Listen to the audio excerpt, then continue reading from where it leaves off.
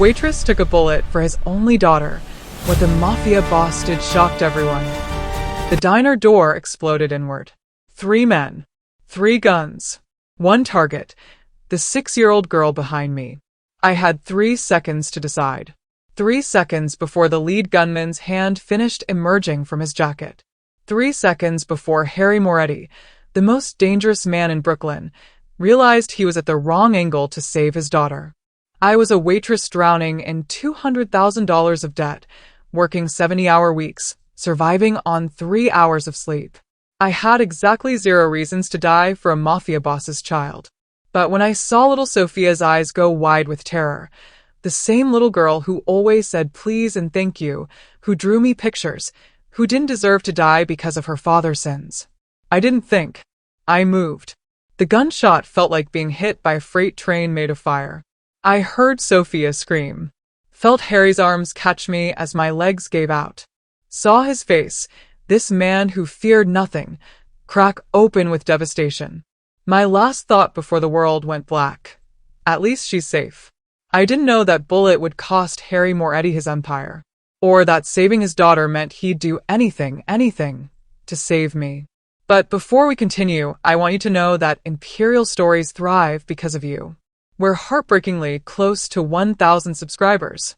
Subscribe, like, comment your time and your beautiful country below. Let's go. The fluorescent lights of Mount Sinai's surgical wing had been humming for 4 hours when Vincent finally spoke. The family's asking questions, boss. Why you're sitting vigil for a waitress? Harry Moretti didn't look up from his blood-stained hands. Emma Rodriguez's blood. He'd washed 3 times, but he could still feel it. She took a bullet for Sophia, he said quietly. She's not a waitress.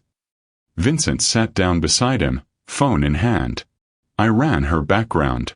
Emma Rodriguez, 27. Father was Detective Michael Rodriguez. Remember him? Died 5 years ago stepping between civilians and crossfire in Red Hook. He scrolled through his notes. Emma dropped out of Hunter College to work full-time when her mother got cancer. $200,000 in medical debt. Works 70-hour weeks. 3 months behind on rent. The pieces fell into place with sickening clarity. Harry had seen Emma's exhaustion at the diner. The shadows under her eyes, the way she swayed on late shifts. He'd assumed life was hard. He hadn't known it was impossible. She had nothing, Vincent continued. And still she moved. Something cracked in Harry's chest. Some wall he'd built brick by brick since Lucia died, since he'd decided emotion was weakness and love was liability. The surgical doors opened. Dr. Chen looked exhausted but satisfied. She's stable. The bullet shattered her clavicle, nearly hit her subclavian artery. Another centimeter and she would have bled out. She paused. She asked about a child when she was coming out of anesthesia. Kept saying, "Is she safe?" Harry's throat tightened. She's safe. Because of her. In the ICU, Emma looked impossibly small among the machines and monitors. Harry pulled a chair to her bedside and took her hand carefully, trying to transfer warmth to her cold fingers. "I don't know if you can hear me," he said quietly, "but I need you to know you saved my daughter's life. You saved me." He laughed bitterly. "I've spent 5 years convinced that goodness died with my wife. That the world was just violence and survival. Then you moved without thinking." He squeezed her hand gently. "You reminded me that goodness still exists. In a world this dark, that's a dangerous thing to forget." When Emma's eyes finally fluttered open at dawn, her first word was, "Sophia." "Safe," Harry said immediately. "Safe because of you." Relief flooded her face, tears spilling down her cheeks. 2 days later, Sophia rushed in clutching a handmade card. "You're my angel," Sophia whispered, showing a drawing of Emma with literal wings. She climbed carefully onto the bed edge, warm and alive and safe. After she left, Harry lingered by the window. "My wife Lucia believed people could change. I thought she was naive. Then she died, and I decided she was wrong." He turned to Emma. "I saw her in you that night. The way you chose." Before Emma could respond, the door burst open. Isabel Rodriguez stood there, eyes blazing. "You," she said to Harry, voice shaking. "You're the reason my daughter is dying in this bed." Harry stood slowly, accepting it without flinching. "You're right. This is my fault." The raw honesty seemed to steal her breath. "I can't undo what happened," Harry continued. "But I'm covering all medical expenses, Emma's and yours. Not charity. Responsibility." Later, alone with Emma again, Harry sat beside her bed. "Get some rest. We'll figure out next steps together. You saved my family. Let me help yours." Emma closed her eyes, exhausted but strangely at peace. She'd taken a bullet for a child. Now she was entangled with a dangerous man. But Sophia was safe. And somehow that made everything worth it. The discharge paperwork sat on Emma's lap like a prison sentence. 3 flights of stairs to her apartment. No elevator. Her mother still in the hospital recovering from her own treatments. Bills that kept growing despite Harry's promises. She stared at the numbers until they blurred. "You're thinking too hard." Harry stood in the doorway, hands in his pockets. 2 weeks of daily visits had made his presence almost normal. Almost. "There's a solution if you'll hear it." Emma looked up warily. "I'm listening. Move into my penthouse. As Sophia's nanny." He raised a hand before she could protest. "Not charity, employment. She needs stability, someone who understands her. You need a place with an elevator, space for physical therapy, and frankly, rest. It's temporary. Until you're healed and your mother's discharged." Pride warred with desperation in Emma's chest. She'd spent 5 years refusing handouts, working herself to exhaustion, maintaining her independence even as it killed her. "Temporary," she repeated. "As long as you need." The penthouse was a different world.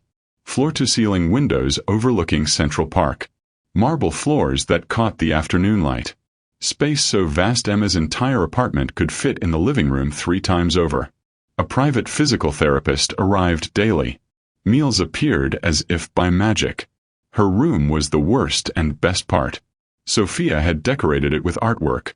Watercolors of flowers, crayon drawings of butterflies. A banner stretched across the wall. "Welcome home, Miss Emma," in wobbly 6-year-old letters. "Do you like it?" Sophia asked anxiously from the doorway. Emma's throat tightened. "It's perfect." Routines developed quickly. Morning physical therapy while Sophia ate breakfast. Then homeschooling, Sophia's art lessons at the dining table, reading time curled up on the couch, nature documentaries in the afternoon. Family dinners where Harry actually smiled, asked about their days, laughed at Sophia's knock-knock jokes. Emma discovered Sophia could lose herself in painting for hours, creating worlds of color and light. The little girl had an artist's soul, sensitive, observant, seeing beauty in everything despite the darkness that surrounded her father's world. She was also profoundly lonely. Why doesn't she go to regular school? Emma asked Harry one evening after Sophia was asleep. His expression shuddered. Security reasons. She has no friends. No birthday parties or playdates or... She's safe. His voice was hard. That's what matters. Emma studied him. This man who controlled so much yet seemed terrified of the one thing he couldn't control. The world's capacity to harm what he loved. "Are you protecting her?" she asked quietly. "Or imprisoning her?" Harry's jaw tightened, but he didn't answer. Later that week, Emma found him on the balcony watching Sophia paint in the next room. The little girl hummed to herself, lost in her own colorful world, completely content. "She's happy," Emma said, joining him. "She laughs. She feels loved. That's what matters most." Harry was silent for a long moment. "Before you came, this place was a mausoleum. Beautiful and dead. I was moving through life mechanically, convinced that keeping her safe meant keeping her isolated." He turned to Emma, something raw in his expression. "You've brought light into this home, Emma. Into both of us." Emma's breath caught. In the golden evening light, with her shoulder still aching and her future uncertain, she realized she'd stopped thinking of this as temporary. She'd started thinking of it as home. Emma's recovery became a map of small victories. Wheelchair to crutches in week 5. Crutches to walking with a cane by week 7. Each step forward felt like reclaiming herself, though the person emerging wasn't quite the same woman who'd served pancakes at Sal's diner. Harry noticed everything. He started coming home earlier, 6 o'clock instead of midnight. Joined family dinners instead of eating alone in his office. Played board games with Sophia sprawled on the living room floor, his expensive suit jacket abandoned, sleeves rolled up, actually laughing when Sophia caught him cheating at Uno.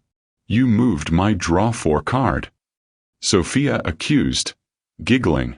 "Prove it," Harry challenged, eyes twinkling. Emma watched from the couch, her healing shoulder warm under a blanket, and felt something shift in her chest. This man, this dangerous, complicated man, was capable of such tenderness. The late-night conversations started accidentally. Emma couldn't sleep, restless with healing pain and racing thoughts. She'd find Harry on the balcony overlooking Manhattan, a glass of whiskey in hand, staring at the city lights like they held answers. "Can't sleep either?" she asked the first night, joining him. He glanced at her, then back at the skyline. "Haven't slept well in 5 years. Since Lucia died? Since I failed to save her." His voice was flat, matter-of-fact. "She hemorrhaged during delivery. I had all the resources in the world, the best doctors, and I couldn't stop it. I held her hand and watched her slip away." Emma moved closer, carefully. "My father died protecting strangers during a raid. I was so angry at him for months. Angry that he chose them over staying alive for us." She swallowed hard.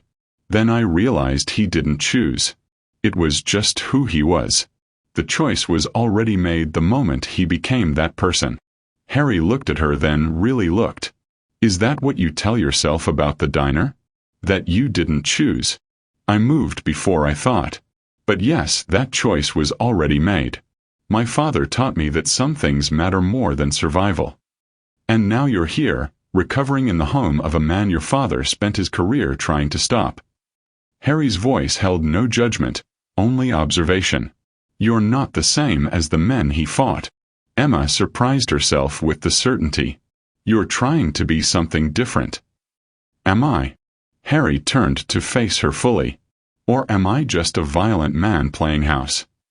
"You're both," Emma said honestly. "And you're terrified of which one will win." The conversation opened something between them.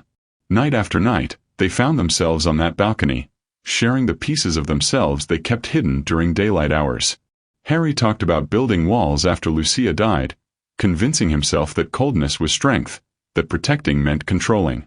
Emma spoke of her fear that she'd never be enough, not for her mother, not for the memory of her father, not for the life she'd abandoned.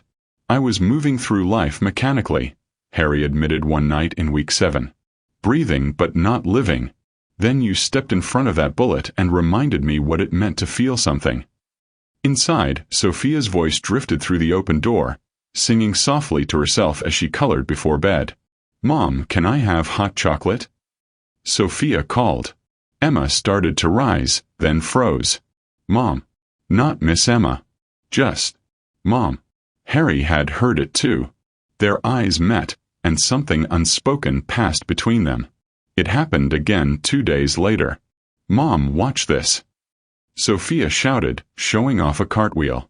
Then again at dinner. "Mom made the pasta the way I like it." Sophia didn't even notice she'd stopped using Emma's name. But Emma noticed. And every time it happened, her heart broke and rebuilt itself simultaneously. She was falling in love with this child. With this broken, beautiful family. With the man who looked at her like she'd hung the stars. Week 8. Another sleepless night. Emma found Harry on the balcony. But this time he was waiting for her. "I need to tell you something," he said without preamble. His hands gripped the railing, knuckles white. "And I need you to let me finish before you respond." Emma's heart hammered. "Okay. I'm falling in love with you, Emma Rodriguez." The words came out rough, unpracticed. "Maybe I have been since you took that bullet. Maybe since I watched you wake up asking about my daughter before yourself. Maybe since you challenged me about keeping her isolated."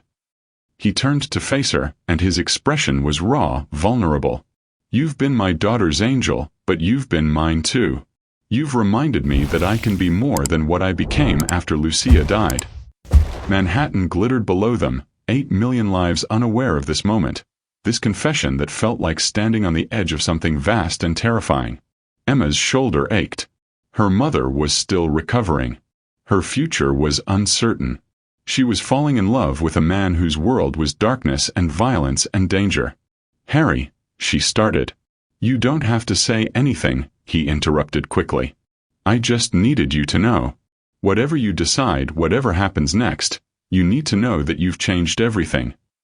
Emma stepped forward, closing the distance between them. She raised her good hand to his face, feeling the roughness of his jaw, the warmth of his skin. "I'm falling in love with you too," she whispered. "And it terrifies me." Harry's eyes closed. When they opened again, they held something Emma had never seen before. Hope. He kissed her then, carefully, reverently, like she was something precious that might shatter. And Emma kissed him back, tasting whiskey and desperation and the promise of something neither of them had believed they deserved. When they finally pulled apart, the city below seemed brighter, the future less impossible. "What do we do now?" Emma asked. Harry smiled, a real smile that reached his eyes. "We figure it out. Together." Inside, Sophia was asleep, dreaming of mothers and fathers and families that chose each other. Outside, two broken people held each other on a balcony above Manhattan, learning that sometimes love wasn't about being perfect. It was about being brave enough to try. The coffee shop was 2 blocks from the penthouse, a small place Emma had discovered during her morning walks. 3 months post-surgery, she could finally move without pain, could breathe without remembering the bullet's impact. She was ordering a latte when the woman sat down across from her uninvited. Emma Rodriguez. The woman flashed a badge. "Special Agent Chen. This is Agent Morrison. We'd like a few minutes of your time." Emma's blood went cold. Agent Morrison was already blocking the exit. Casual but deliberate. "We know everything," Chen said, sliding a folder across the table. Photos spilled out, Emma entering the penthouse, Harry with Sophia, the diner shooting scene. "Your father, your living situation, what happened that night. We know Harry Moretti has brought you into his home, his family." "I'm Sophia's nanny," Emma said carefully. "You're an opportunity." Morrison leaned forward. "Your father spent his career trying to stop men like Moretti.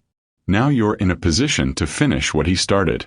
Help us build our case." Emma's hands trembled. "He's trying to change." Chen's expression was almost pitying. "People like Moretti don't change, Emma. They just get better at hiding what they are. Your father died trying to stop men exactly like him. Men who use violence, who corrupt everything they touch. We're offering you a chance to honor your father's legacy," Morrison added. "To actually make a difference."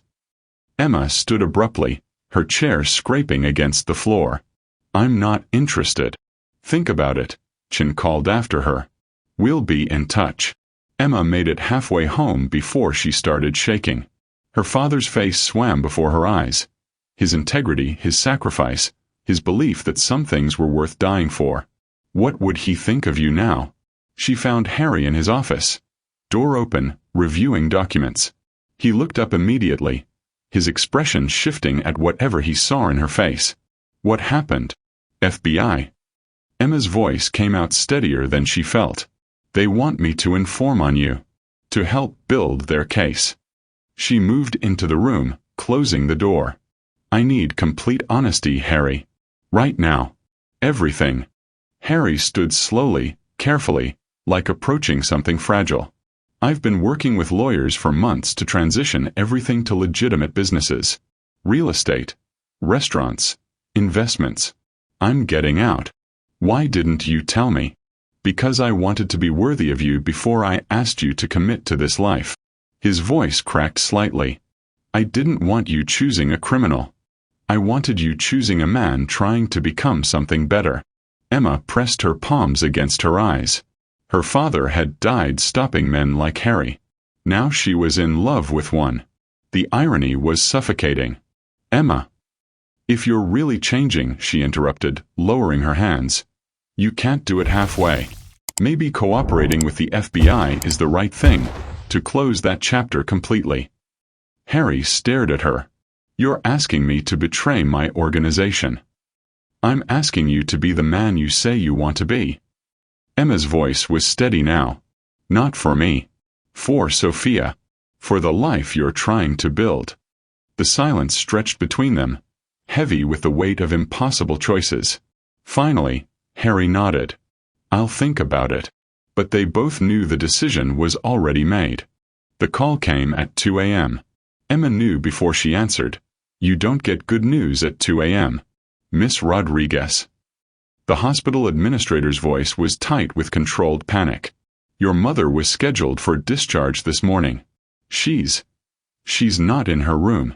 Emma was running before the words finished, bare feet slapping against marble floors. Harry met her in the hallway, already dressed, phone pressed to his ear. Security footage, he was saying. Now. 10 minutes later, they watched the hospital's grainy video on Harry's laptop. 2 men in orderly scrubs escorting Isabel Rodriguez through a side exit. Her face confused but compliant. A black sedan waiting. Gone. Harry's phone buzzed. A text from an unknown number. Your cooperation for her safety. Castellano. Harry's voice was ice. They're making their move while I'm vulnerable. Emma couldn't breathe. Her mother had survived stage 3 cancer, endured brutal treatments, fought her way back to health, only to be kidnapped because Emma had fallen in love with the wrong man. This is my fault, she whispered. I brought this to her. No. Harry gripped her shoulders, forcing her to meet his eyes. This is on me. All of it. But I'm ending it tonight. He was already dialing, pacing the office with predatory focus. Vincent. I need locations on every Castellano property in the tri-state area. Pause. I don't care what it costs. Now. Another call. Stephen, it's Harry Moretti. I need you to contact the FBI immediately. His lawyer's voice crackled through the speaker, confused. Agent Chen specifically. Tell her I'm ready to make a deal. Emma's head snapped up. Harry. He held up one finger, dialing again. Agent Chen. This is Harry Moretti. The Castellano family just kidnapped Isabel Rodriguez. He listened briefly. Yes, I'm aware of the irony. Here's my offer. I give you detailed information on criminal operations throughout Brooklyn. Not my people, but mutual rivals, suppliers, operations that have plagued the city for years. In exchange, you get Isabel back safely, provide my family with immunity and protection, and I walk away with a clean slate. Emma watched this transformation happen in real time. The man she'd fallen in love with making an impossible choice. His empire or her family. There was no hesitation in his voice. I have documentation, recordings, transaction records, Harry continued. Enough to dismantle operations you've been chasing for a decade. He paused, listening. Because I'm done playing these games. My daughter deserves better. Emma deserves better. And Isabel Rodriguez doesn't deserve to die because I was too proud to walk away. Agent Chen said something Emma couldn't hear. I've been trying to go back my whole life, Harry said quietly, his eyes finding Emma's across the room. Trying to undo my father's legacy, trying to become something different while still holding onto what he built. It doesn't work. You can't walk toward the light while clutching the darkness. His voice strengthened. It's time to move forward instead. Emma's vision blurred with tears. This was it, the moment Harry Moretti chose redemption over power, chose love over fear, chose to become the man he'd been trying to be since the night she took a bullet for his daughter. 24 hours. Agent Chen's voice came through the speaker. We'll find her. After Harry hung up, Emma crossed the room and wrapped her arms around him. He held her tightly, his heart hammering against her ear. Whatever happens next, he whispered into her hair. I choose you. I choose her. I choose this. I know, Emma said. I know. Outside, Manhattan glittered in the pre-dawn darkness, indifferent to the empire crumbling within one of its towers, indifferent to the man choosing to save a woman he'd never met because she was loved by someone who'd saved his entire world. Isabel Rodriguez would come home. Harry would make sure of it, even if it cost him everything. Harry's information was surgical, devastating, complete. Within 24 hours, FBI raids hit 7 locations across Brooklyn. Isabel Rodriguez was found unharmed in a Castellano safehouse in Queens, confused but intact. Emma held her mother in the hospital lobby and sobbed. "I'm okay, Mija," Isabel whispered. "I'm okay." But the city wasn't. Operations that had plagued Brooklyn for years collapsed like dominoes. Trafficking routes, money laundering fronts, protection rackets. Harry had given the FBI everything, held nothing back. The criminal world he'd inherited from his father was dismantling around him in real time. Vincent appeared at the penthouse 3 days later, face grim. "The organization is calling you a traitor. Former allies are talking about retaliation. Even with immunity, you've made enemies, boss." "I know." Harry stood at the window, watching Sophia and Emma paint together in the next room. Sophia's laughter rang out as Emma showed her a new watercolor technique. "But look at them, Vincent. Really look. I can give her this, or I can give her my father's legacy. I can't give her both." Vincent was silent for a long moment. "You're sure?" "I've never been more sure of anything." Emma watched Harry navigate the fallout with quiet courage. Former associates called, threatening, pleading, cursing. He took each call calmly, accepted every accusation without defending himself. He'd made his choice. The consequences were his to bear. "Do you regret it?" Emma asked one night. Harry looked at her, at this woman who'd taken a bullet for his daughter, who'd challenged him to be better, who'd loved him despite everything he'd been. Not for a second. Isabel was discharged a week later, moving into one of the penthouse's guest rooms. She was thinner than Emma remembered, still fragile from cancer and kidnapping, but alive. Grateful. Changed. "I need to tell you something," Isabel said, finding Emma on the balcony. Their balcony now, where so many conversations had reshaped their lives. "I was wrong about him." Emma turned, surprised. "I thought he was just another criminal, another man who takes and destroys." Isabel's eyes were wet. "But he chose you, chose goodness when it cost him everything. His empire, his allies, everything his father built. He burned it all down to save me." A woman who called him a murderer to his face. "Mom, your father would understand," Isabel interrupted. "He'd see what I see now, a man trying to become something better. Not perfect, not innocent, but trying." She pulled Emma into a hug. "That's all any of us can do." That night, the family gathered for dinner. Emma, Harry, Sophia, and Isabel. Sophia chattered about her day, showing them all the new painting she'd finished. Emma helped serve pasta. Harry poured wine for the adults and milk for Sophia. Isabel watched them with wonder. This impossible family built from tragedy and choice and stubborn hope. "What's next?" Vincent had asked before leaving. Harry had smiled. "Something legitimate. Something good. Something my daughter can be proud of." The criminal world he'd known was ashes. But from those ashes, something new was already growing. Something that looked like redemption. Harry found Emma on the balcony 6 months after the FBI raids, holding architectural blueprints that made no sense to her. "What is this?" she asked. "A dream." He spread the papers across the small table. "A restaurant. Brooklyn. Legitimate, clean hours." He pointed to the header. "I want to call it Angelo's." Emma's breath caught. "Angelo. Like angel." "Like your father," Harry corrected softly. "Michael Rodriguez, the detective who taught you that protecting people matters more than protecting yourself. I can't bring him back, but I can honor his memory. Build something good with his name attached to it. Something he'd be proud of." Emma's eyes blurred with tears. "Harry, we'll hire Rosa from Sal's as head chef. Use salvaged pieces from the diner, the booth where everything changed. Create the warmth of that place while building something better." He took her hands. "Let me honor the man whose daughter saved my entire world." The renovation took 3 months. Emma watched Harry transform from mafia boss to businessman, trading violence for vendor negotiations, intimidation for building permits. He was meticulous, passionate, present, arriving at the site each morning, working alongside contractors, making decisions about tile patterns and light fixtures like they mattered more than territory. Rosa wept when they offered her the head chef position. "I thought Sal's closing meant the end," she admitted. "But this is a beginning." They salvaged booth 7, the booth where Sophia had eaten chocolate chip pancakes, where Harry had calculated threats, where Emma had served them 3 months before everything changed. It became the centerpiece, refinished and honored, a testament to the moment that had reshaped all their lives. Opening day arrived with autumn sunshine streaming through windows overlooking a Brooklyn street that felt both foreign and familiar.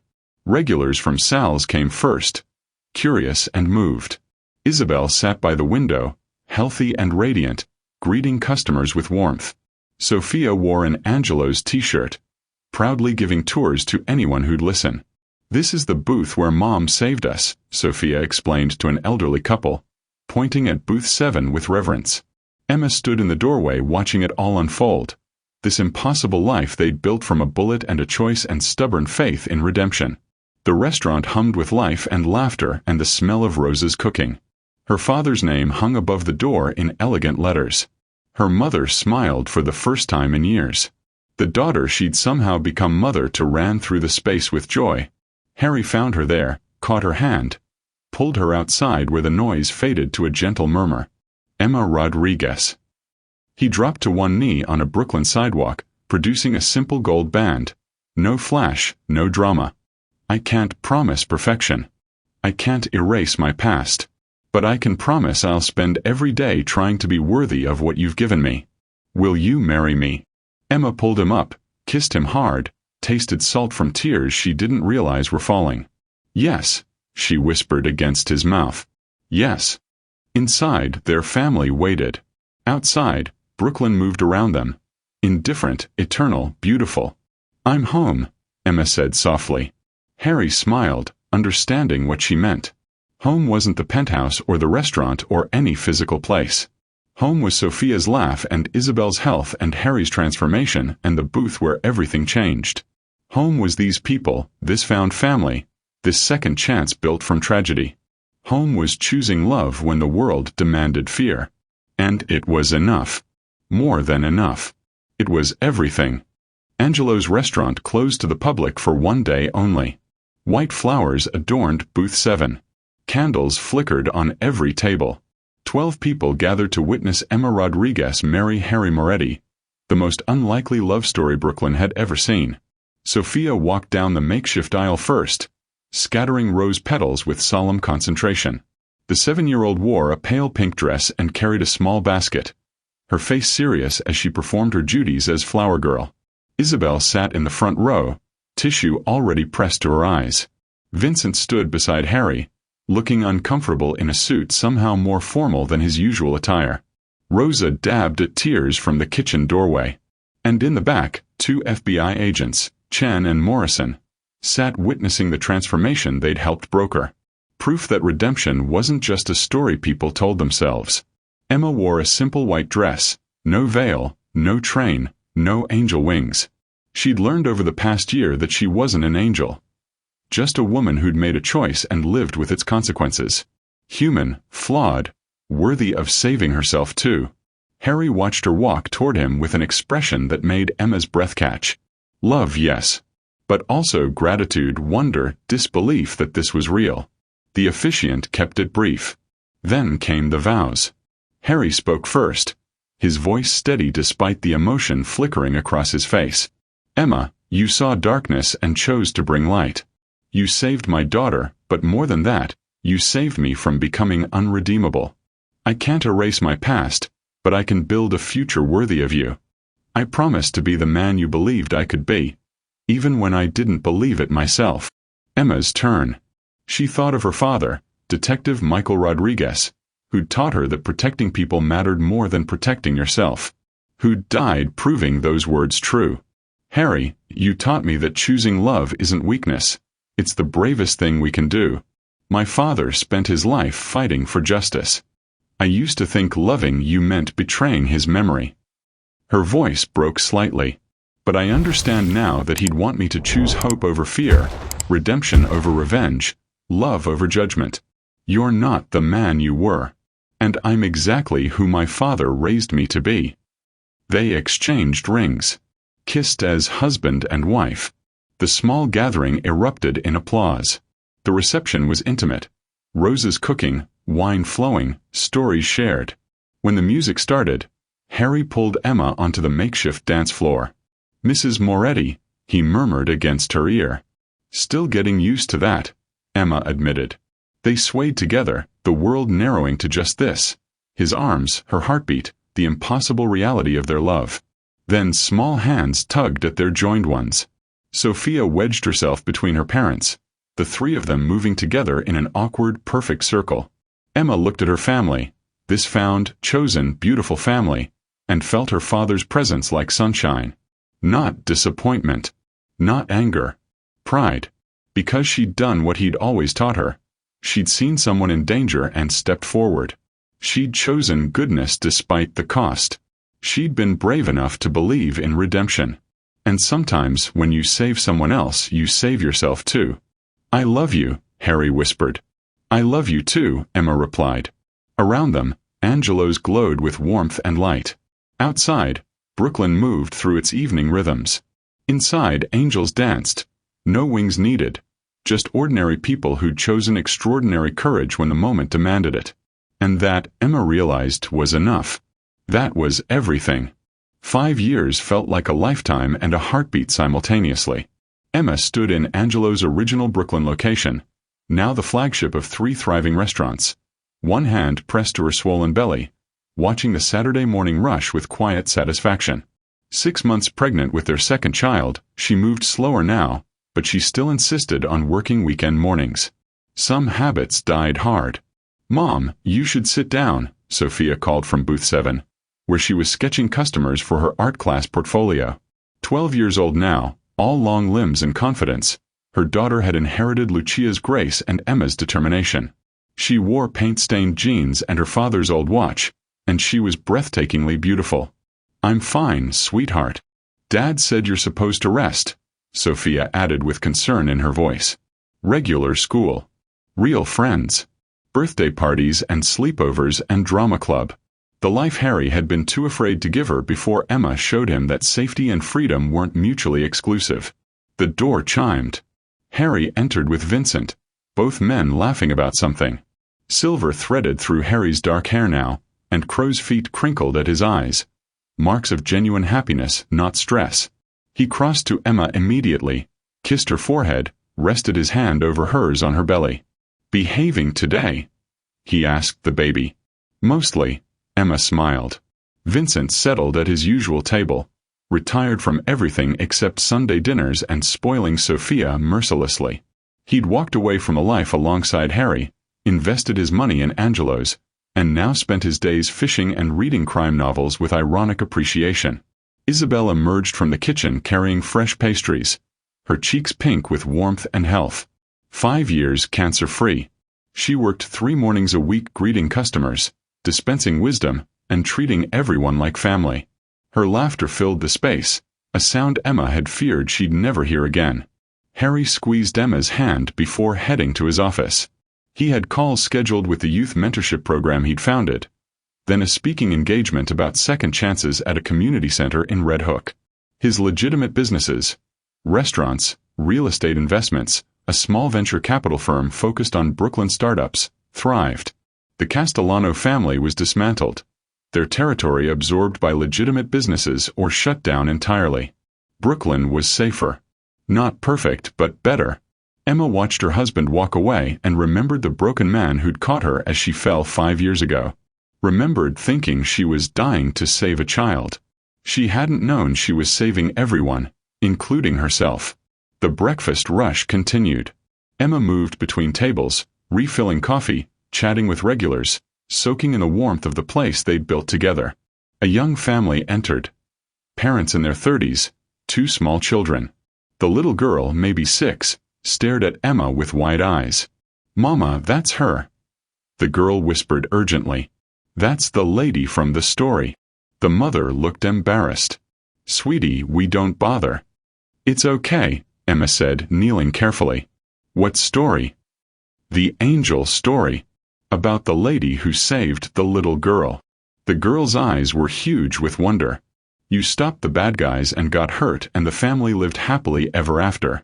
You're the angel. Emma's throat tightened. Somewhere along the way, their story had become legend. Whispered in Brooklyn diners, shared between parents, transformed into something larger than the messy, complicated truth. Not an angel, Emma said gently, tucking a strand of hair behind the girl's ear. Just someone who stepped forward when it mattered. But that's what angels do, the girl insisted with perfect childhood logic.